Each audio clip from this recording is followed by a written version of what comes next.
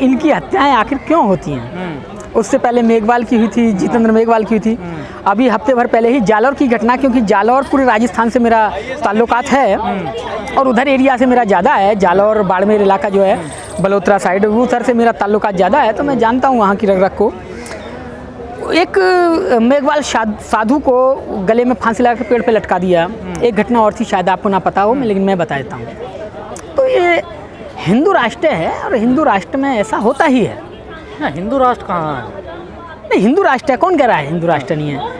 देखिए, जाटव हिंदू है, मेघवाल हिंदू है, खटीक हिंदू है, यादव हिंदू है, गुजर हिंदू है, जाट हिंदू है। कौन कह रहा है? आप पूछिए किसी से, कोई कह दे कि मैं हिंदू नहीं हूँ। मुसलमान भी तो है।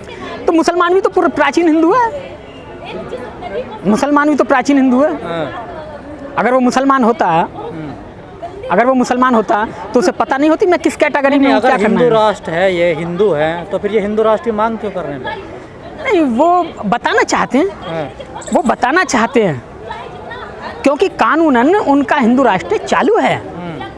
देखिए, लड़की जो थी मेघवाल, उसको छात्रावास में पानी की टंकी में डुबा के मारा था। उससे पहले भी और सारी घटनाएं हुई हैं। मूंछ रखने जितेंद्र मेघवाल को तो मारा जाता है। ये जब तक अपने आप को हिंदुओं की कैटेगरी में रखे रहेंगे, जब तक बाबा साहेब की बात को नहीं मानेंगे, ये इसी तरह पिटते रहेंगे, मरते रहेंगे, छिदते रहेंगे। तो बाबा साहब की बात तो मान रहे हैं ना। बाबा साहब ने कहा था जुल्म करने वाले से सहने वाला ज़्यादा गुनहगार होता है। बाबा साहब ने कहा था बलि जो है वो बकरियों की दी जाती है, शेरों की नहीं। क्या जितेंद्र मेघवाल के परिवार में कोई ऐसा नहीं था कि जिसने मेरे बच्चों को मारा है मैं उसके बच्चे पूरे परिवार को मारूंगा?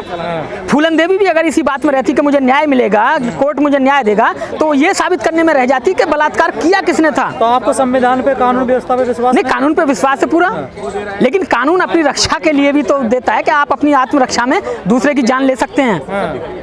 लेकिन मैं ये भी तो देख रहा हूँ कि मैंने 50 साल में मेरे अपने जीते जी मैंने सिर्फ 2 फांसियाँ देखी हैं। एक तो वो क्या नाम है, वो जो आतंकी था पाकिस्तान का, वो एक उसकी, या फिर वो लड़की जो जिसका बलात्कार हुआ था उसके रेपिस्ट की। बाकी कितने बलात्कार हुए हैं? किसकी फांसी हुई है? किसको उम्र कैद हुई है? नहीं हुई ना।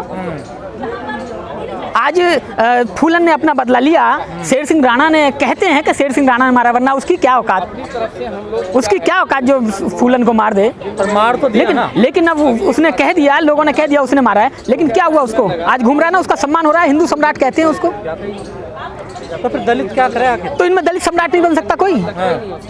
दलित सम्राट नहीं बन सकता। तो ये हिंसा होगी ना। ये तो देख, जितने भी संगठन आए थे उनके संगठन के लोग इकट्ठा होकर क्या जाके ये इस तरह का वो नहीं कर सकते हैं? क्या ये क्या है? घटना वहाँ हुई है, यहाँ क्या हो रहा है? ऐसे कितने रद्दी पेपर वहाँ जाते हैं कि हमें न्याय चाहिए। क्या पढ़ा जाता है? क्या न्याय मिला? मनीषा के कांड में भी यहाँ बहुत सारे ज्ञापन दिए गए राष्ट्रपति को, प्रधानमंत्री, किस को ये तो अटेंडेंस लगाने आते हैं ना। ऐसे तो लोग अटेंडेंस लगानी जरूरी है ना। समाज से चंदा लेना है, समाज से वोट भी लेना है। जब सारी बात आप ही कह रहे हो, आपको पता है, तो मैं और खुलासा किए देता हूँ। जब तक इस तरीके के बदले नहीं लिए जाएंगे तब तक ये घटनाएं होती रहेंगी। अब आप इसमें ये कहेंगे जी आप क्यों नहीं करते? मेरे परिवार पर, मेरा गांव शिवाली है, ऑन रिकॉर्ड बोल रहा हूँ, बुलंदशहर जिले का हूँ। मेरे परिवार, मेरे भाई को आप थप्पड़ मार के दिखाओ। पर आपके जिले में घटनाएं ऐसी आती हैं डराने वाली? नहीं, मेरे परिवार में जाके तो लगाओ। नहीं, आपके परिवार में नहीं, लेकिन आपके जिले से तो आती हैं। क्योंकि मुझे मालूम है कि यहाँ जब जिस न्याय से आप बात कर रहे हैं, जिस संविधान की आप बात कर रहे हैं, उसी संविधान को देते वक्त बाबा साहब ने कहा था ये अच्छे लोगों के हाथ में गया और इसे चलाने वाले लोग अच्छे रहे तो ये बहुत अच्छा है। लेकिन क्या इस संविधान को कभी अच्छे चलाने वाले मिले? नहीं मिले ना। तो अच्छे लोग नहीं है ये जो चला रहे हैं। इससे पहले भी अच्छे नहीं थे, ये भी अच्छे नहीं है। मतलब दोनों ही अच्छे नहीं हैं। इससे जो पहले थे वो भी अच्छे नहीं हैं और ना ये अच्छे हैं। ये तो और जल्दीबाजी में है, वो तो धीरे धीरे खत्म करने की सोच रहे हैं। अच्छे वो लोग हैं जो उस संविधान के बनाने वाले के परिवार के लोग हैं। अब चोट 2 प्रकार की होती है जो मैंने पहले बताई टिट फॉर टैट की। दूसरी मैं बता रहा हूँ वोट की।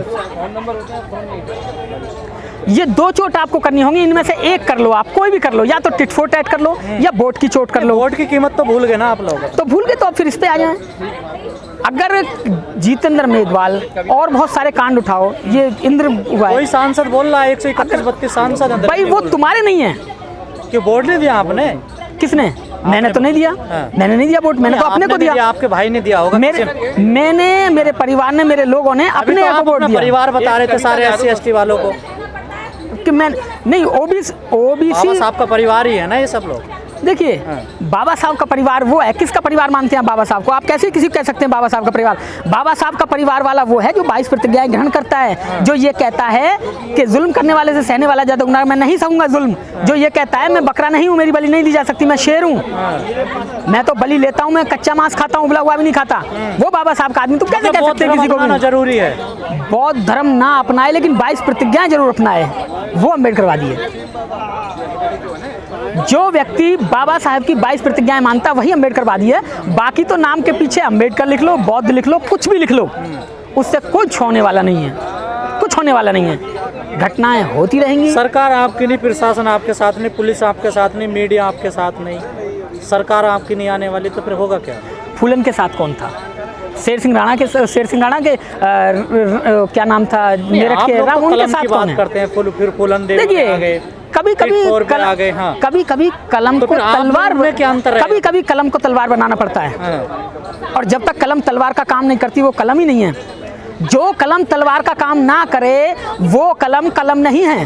लगता है आपका कानून व्यवस्था है, संविधान से विश्वास उठ गया। संविधान से विश्वास नहीं उठाए, संविधान के चलाने वालों से विश्वास उठाए। ये इस देश में दो लोग रहते हैं। संविधान को चलाने वालों को बदलो ना, उस पर ध्यान दो। ये तो मैंने आपसे पहले ही कहा था, मैं पहले भी कह चुका हूँ कि हमें दो चोट करनी है, एक वोट की, एक टिट फॉर टैट की। वोट और टिट फॉर टैट, इनमें से एक चोट हमें करनी होगी। अब ये जातिगत लोग निर्धारित करेंगे। मैं समाज नहीं बोलता हूँ, समाज तो बहुत सारी जातियों को मिला के एक समाज मिलता है, बुद्धिजीवी समाज। अब ये तो जातियाँ ले लेकर हो रहे हैं। यहाँ देखेंगे तो अभी एक दूसरे चैनल वाले यही पूछ रहे थे कि यहाँ मेघवाल लोग तो थे नहीं। तो ये इस तरीके की बातें होती रहती हैं। लेकिन जब तक उस कैटेगरी के लोग अपनी ताकत के साथ टिट फॉर टैट और वोट, इनमें से दोनों एक नहीं अपनाएंगे, या तो सरकार बदलें या फिर बदला लेने की प्रक्रिया पे उतर जाएंगे, ये तभी रुकेंगे, वरना ये मामले नहीं रुकेंगे। आज 19 तारीख आप देख लेना, 10 दिन बाद फिर एक घटना आपको राजस्थान में मिल जाएगी, उत्तर प्रदेश में मिल जाएगी। फूलन के पीछे कौन था? फूलन के पीछे बहुत थे सर। कोई नहीं था। जब वो बीहड़ में गई थी उसके पीछे कोई नहीं था, लेकिन उसके बाद में जब उसने अंजाम दिया तो बहुत सारे थे। तो जो फूलन ने रास्ता अपनाया वो रास्ता ठीक लगता है आपको? कभी कभी अपनाना पड़ता है, अच्छा नहीं लगता, अपनाना पड़ता है। संविधान इस बात की देता है गवाही कि अगर आपके परिवार पर कोई हाथ डालने की कोशिश कर रहे हैं, सेल्फ डिफेंस की बात कर रहा हूँ, तो ये भी तो सेल्फ डिफेंस में ही आएगा। भाई नहीं मिला हमें न्याय तो हमने ले लिया। 9 साल का बच्चा क्या कौन सा सेल्फ डिफेंस करेगा? उसके घर वाले नहीं है क्या? उसके घर वाले नहीं है। जितेंद्र मेघवाल के घर वाले नहीं थे, वो तो नौजवान था, वो तो मर गया। खैर आप निकले ना 2 अप्रैल को सड़कों पर, क्या हुआ उन लड़कों का? देखिए, जब वो कहावत है कि जब घर से निकलते हैं और जब इस तरीके के आंदोलन होते हैं और आंदोलनकारी जब घर से निकलता है तो वो घर कह के ये आता है कि मैं जिंदा आ भी सकता हूँ या नहीं। लेकिन ये तो बहुत अच्छी बात है कि लाखों करोड़ों की तादाद में लोग निकले और 15 लोग लौट के नहीं गए, 15 लोग लौट के नहीं गए। लेकिन आंदोलनकारी जब घर से निकलता है तो वो कह के आता है कि मैं आ भी सकता हूँ, नहीं भी आ सकता हूँ घर। तो जब तक इस तरीके की कुर्बानियाँ नहीं दी जाएंगी, जब तक इस तरीके के लोग घर में से नहीं निकलेंगे, तब तक ये इस तरीके की घटनाएं होती रहेंगी। अब आप मुझे बताइए, देखिए जो मैंने बात बताया ये बिल्कुल सच है, आप देख सकते हैं इस बात को। आपने इस तरीके की, बिल्कुल अभी कविता भी लूँगा, इस तरीके के घटनाएं बहुत सुनी होंगी। क्या आपने कभी किसी ब्राह्मण, किसी बनिए की लड़की का बलात्कार होते सुना है? नहीं सुना होगा। नहीं, मुसलमान का हो जाता है, मुसलमान की भी बात ना करें, हाँ, लेकिन सिख का भी हो सकता है, लेकिन आपने ब्राह्मण और बनिए की बेटी का बलात्कार होते नहीं सुना होगा। क्योंकि आप जानते हैं कि उनकी बेटी के साथ अगर बलात्कार हुआ तो पूरे परिवार को जला देते हैं, पूरे परिवार को काट देते हैं।